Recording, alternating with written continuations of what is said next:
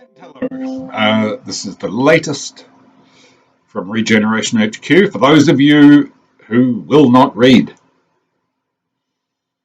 And so it's Christmas. It's that time of year again when everyone goes nuts, delirious with exhaustion after a year to forget and a year to remember for many reasons. The things to forget are the fear and loneliness and anxiety caused by COVID and lockdown, and the things to remember are the way we almost all behaved sensibly and did what Jacinda asked us to. We were kind and we were considerate and we thought about the welfare of others, and we managed to avoid the horrors that are still ongoing in Europe and America and other places. So, exhausted as we are, we embark on the insanity that is Christmas. For me, high pressure shopping, in fact any shopping at all, is a nightmare to be avoided. I watch my loved ones spring from the couch in the evening and launch themselves out the door for the next lot of few last things, seemingly on repeat every night for weeks.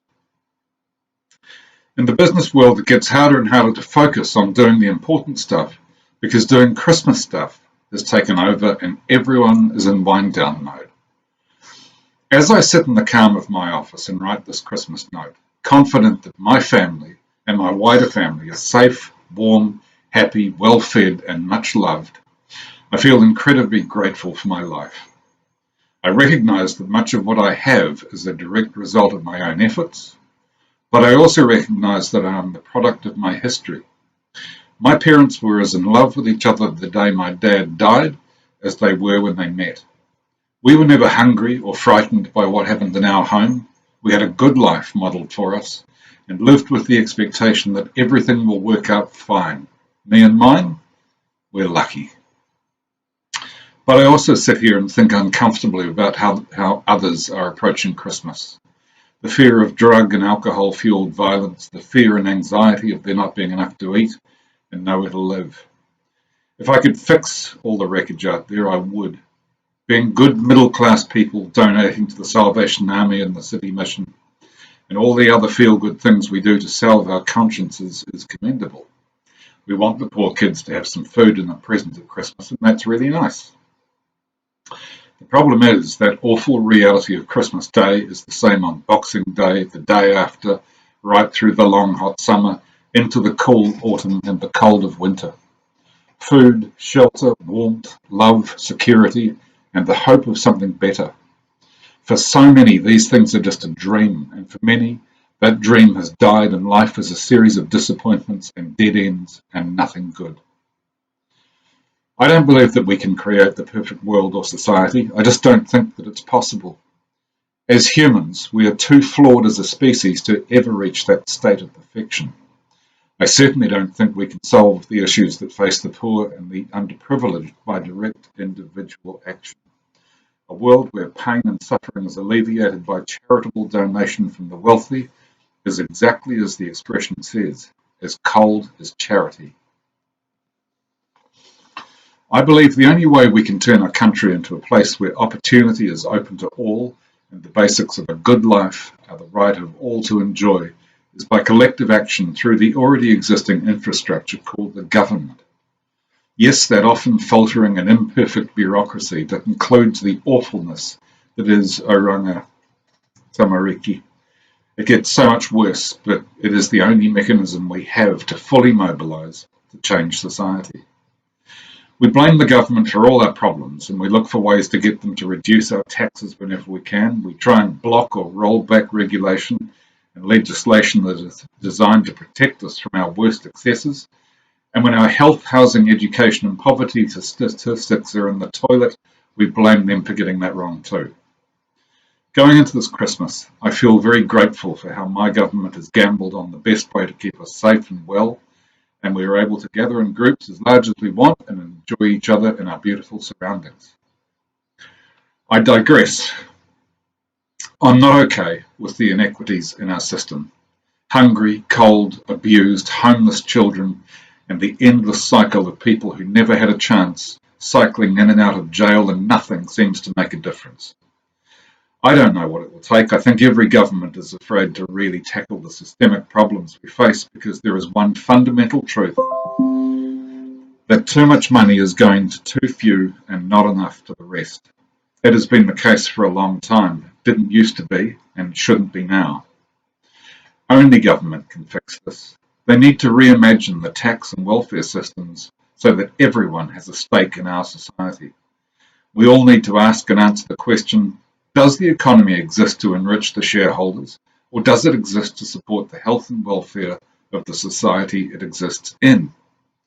My answer is that it is both, but first and foremost, its purpose is to ensure that there is appropriate opportunity for everyone to live a decent life that enables them to contribute in their own way.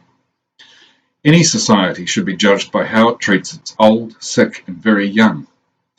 As a society, we have a lot to be ashamed of here. Some things aren't so bad, but when we look at what pioneers in social justice New Zealand used to be, we've lost our way. It is monstrous that we allow the housing market to get so out of hand that young people are denied the opportunity to be homeowners. And it is equally monstrous that nothing is done to stop speculators banking housing stock. Is it legal? Yep. Is it moral? No, it's disgusting. That is why we have governments. They are there to ensure that the extremes are stopped. That we don't have the courage to entertain a capital gains tax is a signal. It's a signal that we've lost our balance. The ascendance of the rich and powerful over the rest is pretty close to complete. Things that are so obviously fair are intolerable. Do you know what makes me proud to be a Kiwi? The horrifically complex issue of ihu mātau is well on the way to being settled in a way that addresses the vastly different agendas of so many. It takes the past, the present, and the future into account, and it required some real courage to get it done. People say that it will open the floodgates. Open the floodgates to what? Making the wrongs of the past get seen and addressed? How terrible is that? We live in paradise right here in Aotearoa. For my white middle-class family, it will be a beautiful Christmas full of family friends, great food, good wine, and a very special wedding in a fabulous location. Good for us. Somewhere else there will be a family, probably brown, who will spend Christmas scared shitless that mum and or dad will come home and beat the kids because they're full of meth or booze. And there won't be any Christmas dinner or presents except possibly thanks to the Salvos or City Mission. Somewhere a baby will be murdered by a step-parent, and somewhere else kids who grow up like this will spend their first stretch in jail because they've never known any different.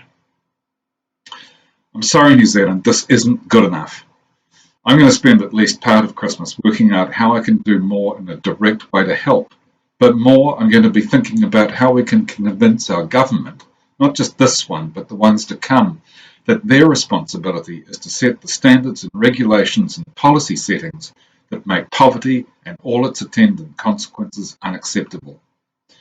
I want to be part of a society that is once again seen as the most socially progressive in the world. One of the ways I will actively participate in that transformation is by working with businesses to make them better, stronger, more competitive, more profitable, and more focused on their opportunities to make a difference. Merry Christmas, everybody, and I really hope that the shitstorm that was 2020 is not repeated in 2021. I'm available by phone throughout, pretty much, so feel free to call me on 021. No, don't call me on 021, you won't get me. 0275 665 682, or email me john.luxton@regenerationhq.co.nz. Thank you for listening to this. Thank you for this year. I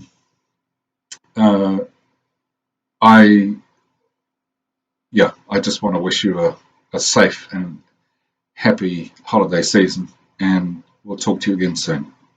Please consider what I've said, because I think we as a society can do much better. Thank you. Goodbye.